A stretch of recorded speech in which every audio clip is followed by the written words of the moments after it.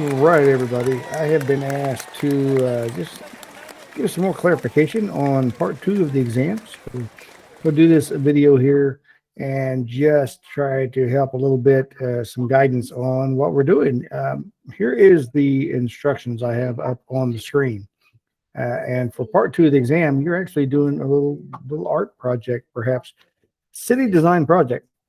You got to design your own city, and with this, you're going to demonstrate your knowledge of parallel lines with a transversal. Okay, we're going to make parallel lines transversal and all the angles that we've learned about in this unit. Here's the details of everything it must include if you want to get full credit on it. And put a little checklist at the bottom to help you. Your city must have a name at the top, school appropriate, of course. 6 parallel streets. You got to name your streets, label those. 2 transversal streets, which intersect all 6 parallel streets, but are not parallel to each other. Okay, and you got to name all of these streets. So I'll get to that in a second. 1 street perpendicular to any one of the transversals. So if you're going to do your 2 transversals that are not parallel to each other, make sure at least one of them is perpendicular to your 6 parallel streets. Right? Make sure at least one of them should be perpendicular. Put 4 stop signs or traffic lights, your choice. And then here is where the angles come in. So you need a gas station and a restaurant placed at alternate exterior angles in your city. A home and a school at same side interior angles.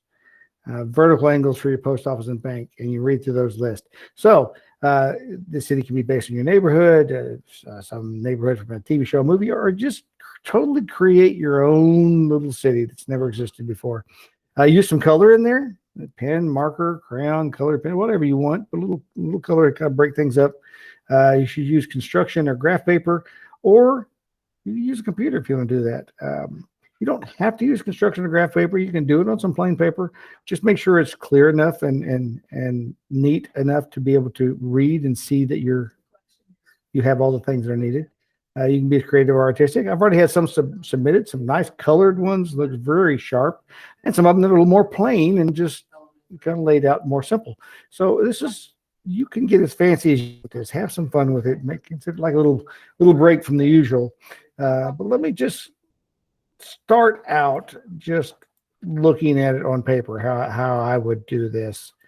And if I was doing that, I would name my city Geopolis. How about that? I like Geopolis. And I'm gonna make my 6 streets, and they have to all be parallel to one another. And this might be where you want to make this on graph paper, because you got to make sure these are all parallel.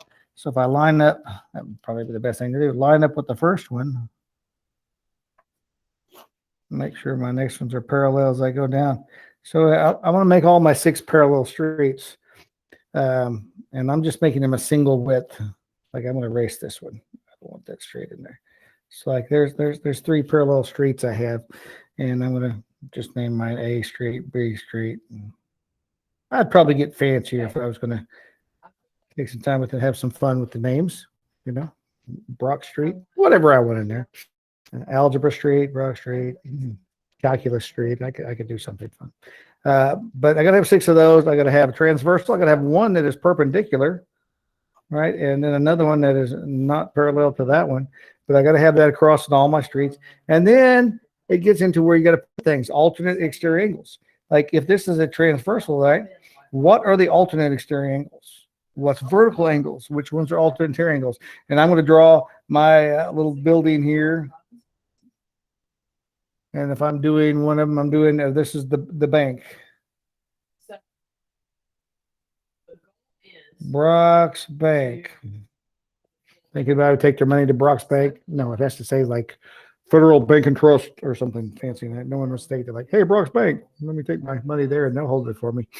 And then I'm gonna color. I'm gonna color some stuff. I'm gonna make my bank kind of bright. I'm gonna have some fun with all this stuff. Maybe give a little peak point on there. But you're supposed to clearly label everything put in there. I could just put bank. I don't have to give my name, but you're supposed to label everything so I know what that is. And then I'm gonna look, my bank has to have a post office at a vertical angle. So I would look and see where's a vertical angle. Where does my post office need to be built? to get credit for vertical angles on the test. So that's just a little quick look at what you're doing. Like I say, you have a checklist there. This is part 2 of your test. I want to see what you've learned and what you can do with these angles and all that good stuff. If you do have questions you still don't understand, please ask. I'm not going to tell you how to do it, but I will tell you what needs to be done. So do work you can be proud of. We will see you later.